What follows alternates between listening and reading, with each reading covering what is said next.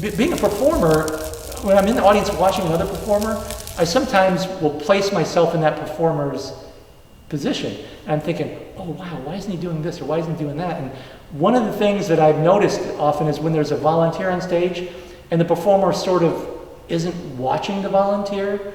And it's not the volunteer is going to get into trouble or something, but again, the volunteer is in a foreign atmosphere.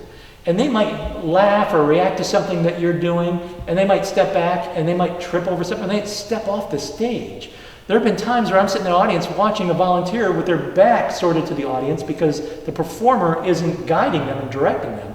It's at a moment where the performer's doing his own thing and the volunteer's standing by, and they start to shift and go, oh, he's going to fall off the stage. And I lose all interest in the act. I'm just worried about this poor volunteer. He's going to fall in the orchestra pit, you know? So that's something I think you really got to be aware of. Even if the volunteer has very little to do, keep them in your peripheral vision. You know, while you're doing something, you're watching them, and at any time you can put your hand on their shoulder or guide them over here or say, oh, stand in the light, we can see your outfit better, or whatever. You just want to have a reason to keep track of them. Don't let them drift off and stumble or fall or whatever. You know, so just be aware of them at all times.